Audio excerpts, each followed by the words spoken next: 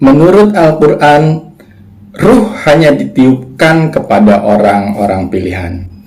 Assalamualaikum warahmatullahi wabarakatuh. Dalam video sebelumnya, saya sudah menyampaikan tentang siapakah diri kita yang sesungguhnya. Ternyata diri kita yang sesungguhnya adalah jiwa. Dan jiwa adalah semua yang kita lihat, dengar, dan rasakan sejak kita lahir sampai saat ini. Dengan kata lain, jiwa adalah semua memori hidup kita selama ini. Dan memori itu tertulis atau terekam atau tersimpan dalam kitab yang dipegang oleh dua malaikat, agar tidak ada pihak manapun yang bisa mengedit jiwa kita. Lantas, bagaimana dengan ruh? Menurut Al-Quran, tidak semua manusia punya ruh. Hanya orang-orang tertentu atau pilihan saja yang ditiupkan ruh oleh Allah. Mari kita simak ayat-ayatnya.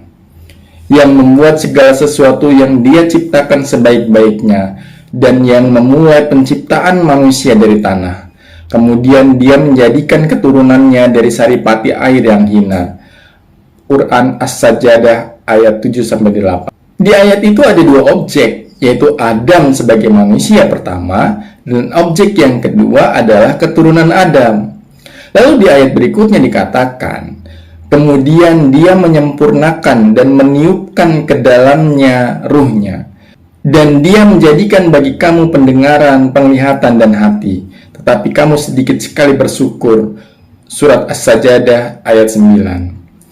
Di ayat itu ada dua kata ganti. Yang pertama, kata ganti orang ketiga, yaitu nya dalam bentuk tunggal, dan kata ganti orang kedua, yaitu kalian dalam bentuk jamak atau banyak. Perbedaan dua kata ganti itu menunjukkan dua objek yang berbeda. Siapa saja dua objek itu? Kita kembali ke ayat sebelumnya. Dua objek itu adalah Adam dan keturunannya. Kata ganti orang ketiga, yaitu nya dalam bentuk tunggal, tentu mengacu kepada Adam. Sedangkan kata ganti orang kedua, yaitu kalian dalam bentuk jamak, pastilah mengacu kepada keturunan Adam. Dalam ayat itu dijelaskan, kemudian Dia menyempurnakan dan meniupkan ke dalamnya ruhnya. Katanya dalam kalimat ke dalamnya mengacu kepada Adam. Jadi kalimat lengkapnya sebagai berikut. Kemudian Allah menyempurnakan dan meniupkan ke dalam tubuh Adam ruhnya. Dari sini kita bisa melihat yang ditiupkan ruh dalam ayat itu adalah Adam, bukan keturunan Adam. Jadi tidak semua manusia ditiupkan ruh oleh Allah. Hanya orang tertentu saja yang ditiupkan ruh Allah. Ada yang mengatakan semua manusia ditiupkan ruh ketika masih dalam kandungan. Padahal menurut Al-Quran itu tidak benar. Selain Adam, siapa lagi yang ditiupkan ruh Allah? Di Al-Quran disebutkan. Dan ingatlah kisah Maryam yang telah memelihara kehormatannya. Lalu kami tiupkan ke dalam tubuhnya Maryam sebagian ruh kami. Dan kami jadikan dia dan anaknya tanda kekuasaan Allah yang besar bagi semesta alam.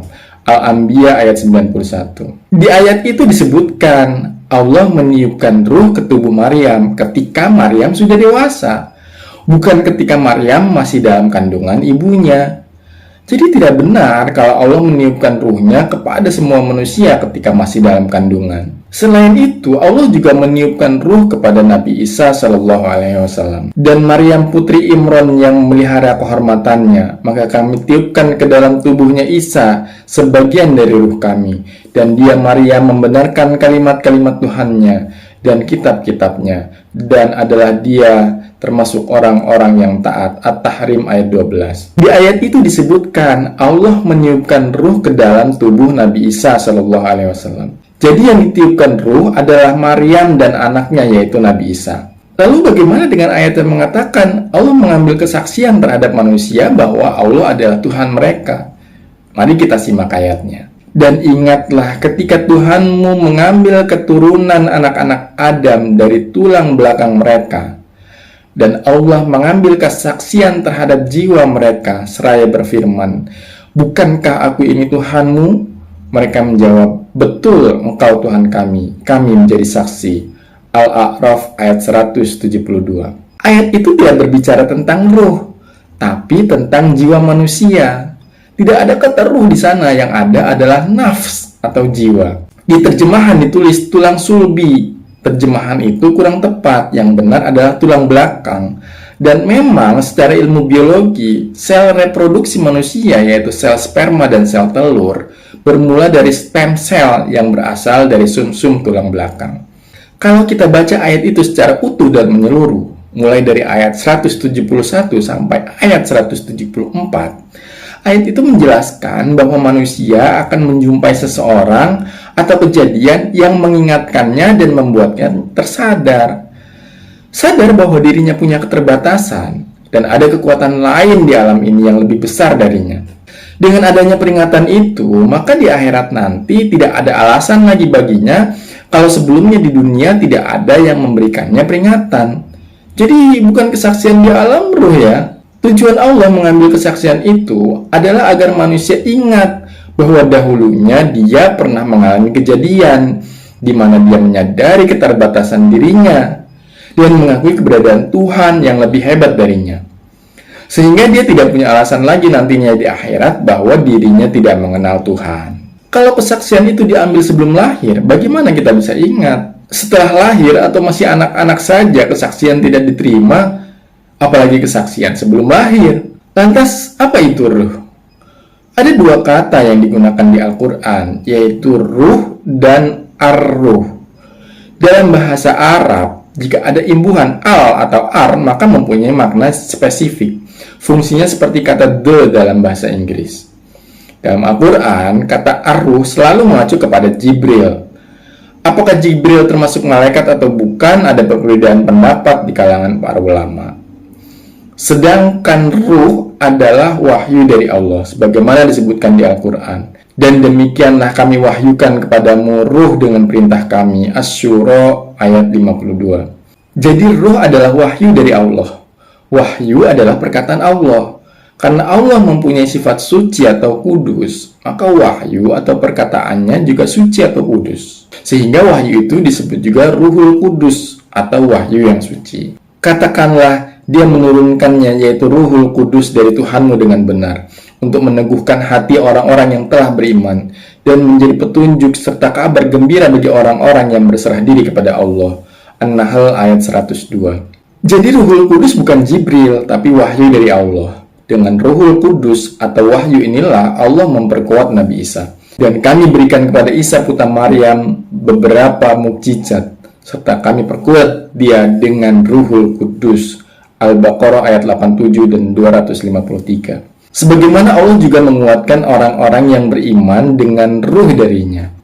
Mereka itulah orang-orang yang telah menanamkan keimanan dalam hati mereka dan menguatkan mereka dengan ruh darinya.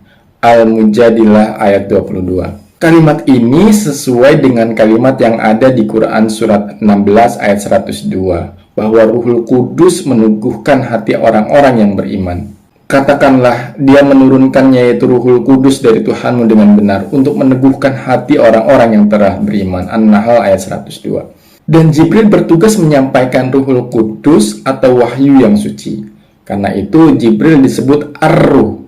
Dan Jibril sangat dipercaya oleh Allah, sehingga Jibril disebut juga Ar-Ruhul Amin. Dan sesungguhnya Al-Quran ini benar-benar diturunkan oleh Tuhan semesta alam. Dia dibawa turun oleh Ar-Ruhul Amin, Jibril. Asy-Syu'ara ayat 192-193. Jadi Ar-Ruh adalah Jibril dan disebut Ar-Ruhul Amin. Sedangkan Ruh adalah wahyu dan disebut Ruhul Kudus. Dan Allah mengutus Ar-Ruhul Amin, yaitu Jibril, untuk membawa Ruhul Kudus atau wahyu kepada siapa saja yang Allah kehendaki. Dia menurunkan para malaikat bersama Ar-Ruh atau Jibril dengan perintahnya kepada siapa yang dia kehendaki di antara hamba-hambanya, yaitu peringatkanlah olehmu sekalian bahwasanya tidak ada Tuhan melainkan aku, maka hendaklah kamu bertakwa padaku.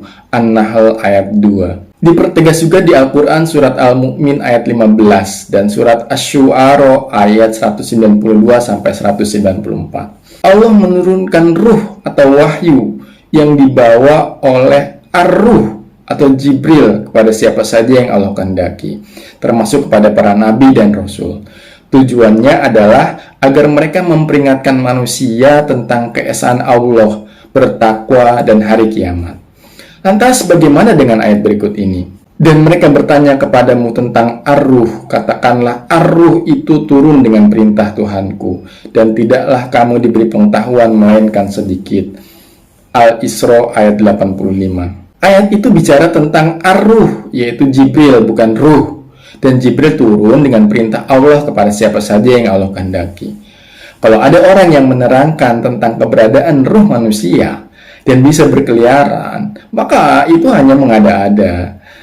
Kalau ada yang datang kepada kita dan mengaku sebagai ruh nenek moyang, maka itu adalah kelakuan jin yang pernah menyertai nenek moyang kita dahulunya. Setiap manusia punya jin yang menyertainya kemanapun, yang disebut jin korin. Karena itu jin tersebut hafal semua seluk-beluk tentang nenek moyang kita dahulunya. Dan dengan berbekal pengetahuan itu, dia hendak menipu dan menyesatkan kita. Yang menyertai dia, korin, berkata, "Ya Tuhan kami, aku tidak menyesatkannya, tetapi dialah yang berada dalam kesesatan yang jauh." Allah berfirman, "Janganlah kamu bertengkar di hadapanku, padahal sesungguhnya aku dahulu telah memberikan ancaman kepadamu." Surat Qaf ayat 27-28. Dari semua ayat-ayat di atas nampak jelas bagi kita bahwa ruh adalah wahyu dari Allah, dan tidak semua manusia ditiupkan ruh atau wahyu dari Allah. Kalau ada keterangan atau riwayat yang mengatakan setiap manusia punya ruh, maka itu bertentangan dengan Al-Quran, dan pastilah bukan dari Nabi Muhammad SAW.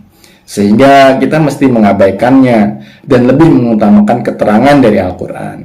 Menurut Al-Quran dan ilmu pengetahuan, manusia itu hanya terdiri dari dua unsur, yaitu jasad dan jiwa.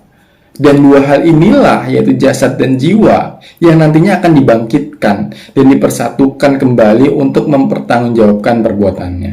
Karena itu, dalam pembahasan tentang akhirat, Al-Quran tidak pernah menyinggung lagi tentang ruh. Insya Allah kita sambung dengan pembahasan kemana jiwa orang yang telah mati. Semoga bermanfaat. Wassalamualaikum warahmatullahi wabarakatuh.